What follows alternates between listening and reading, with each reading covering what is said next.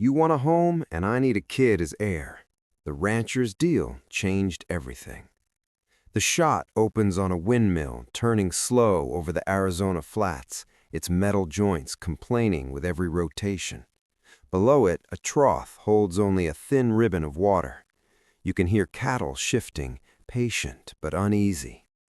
A lone figure crosses the road toward the distant buildings, boots crunching in dry sand.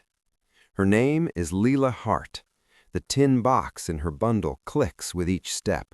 Needles, thread, 2 pencils, a folded teaching certificate that no longer buys her supper. She keeps her eyes forward because looking back feels like inviting the past to follow.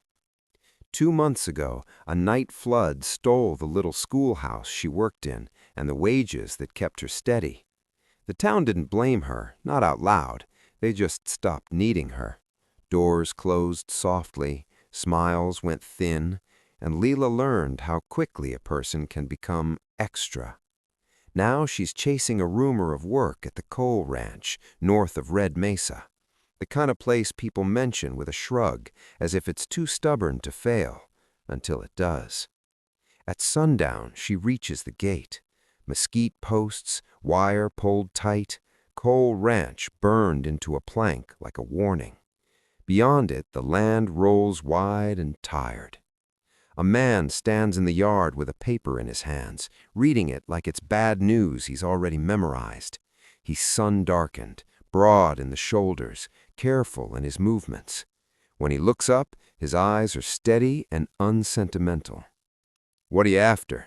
Lila asks. "Work, food, a roof." He studies her hands, clean but worn.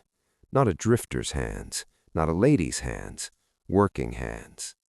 "Everett Cole," he says. He doesn't offer his hand. He doesn't have to. The ranch behind him feels like it has rules of its own. He should send her away. Lila can see the decision trying to form. Then a cough comes from the barn, small, tight, a child trying not to be heard. Everett's jaw flexes. "Can you cook?" "Yes." "Can you read?" Lila almost smiles. "That's what I used to get paid for." He turns toward the house. "Come in, we need to talk." Inside, the kitchen is plain and quiet. One chair sits pulled out, as if someone once meant to stay. Everett sets the paper between them under a dim lamp. Lila leans in. A deed clause, a deadline, and a sentence that makes her swallow hard. If Everett dies without a named heir, the lender takes the ranch. Lila looks up. "You're not an old man." Everett taps the paper once. "The bank doesn't care how old I am. They care that I ride alone, that accidents happen, that land is easier to steal than to earn." He pauses, then says it like it costs him. "I don't need a wife. I need a kid as heir, someone on paper, someone the town can't argue with." Soft footsteps stop in the doorway. A boy stands there, thin as a fence rail, holding a carved wooden horse worn smooth by nervous fingers. His eyes go to Everett first, asking permission to exist. Everett's voice drops. "This is Jonah, my brother's boy." Jonah glances at Lila the way a wary colt watches a new hand, ready to bolt. Lila keeps her palms open on the table. "Hello, Jonah." He doesn't answer. He grips the little horse tighter. Everett draws a slow breath. "Here's the deal," he says. "You want a home. Jonah needs someone who stays. I need a guardian in this house so the bank can't call us temporary." Lila feels the shape of the trap and the shape of the rescue tangled together. "And what do I get?" she asks carefully. "A room, meals, pay, respect." Then quieter, as if he's admitting something he hates. "And a chance to matter here." Outside, the wind presses against the porch boards. Inside, Jonah's shoulders rise and fall too fast. Lila looks at the deed again. She looks at the boy who doesn't trust promises. She looks at the man who can't afford hope. And she has one question that won't let go. If she agrees to stay, What happens when staying starts to heal her? Lila agrees at sunrise, not with excitement, but with steadiness. Everett only nods. We do it proper, he says. Courthouse, papers, no games. Jonah watches from the steps, arms locked around his carved wooden horse. His eyes say, "Don't pretend this lasts." Days on the ranch come in plain sounds: skillet hiss, gate chain clink, flies in the heat, the windmill's tired squeal. Lila cooks and mends. She sorts Everett's receipts when his patience runs out, and she teaches Jonah without speeches. A slate appears on the table, chalk beside it, that's all. Jonah ignores it for a week.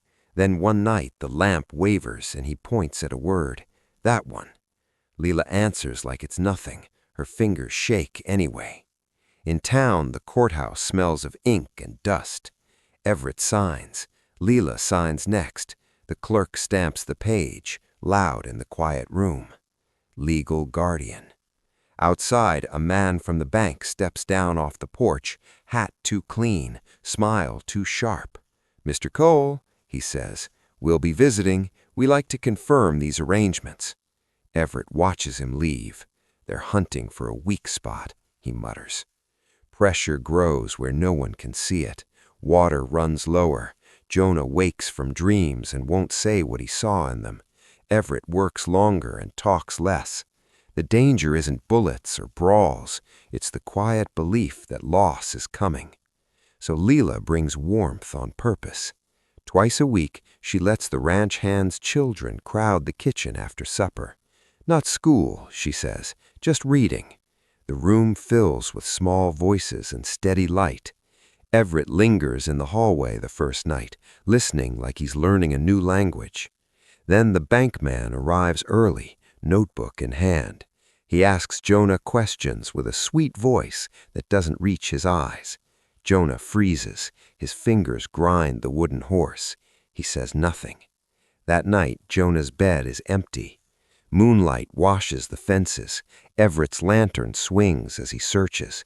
Lila runs beside him, calling Jonah's name into the dark. They find small prints near the dry wash, leading toward the arroyo. Wind rises fast, lifting sand into their faces. Down in the arroyo, Jonah crouches under a ledge, shaking. "He's gonna take me," he blurts. "He's gonna send me away again." Lila kneels in the sand, close enough to be heard. "No one moves you like a crate, not anymore."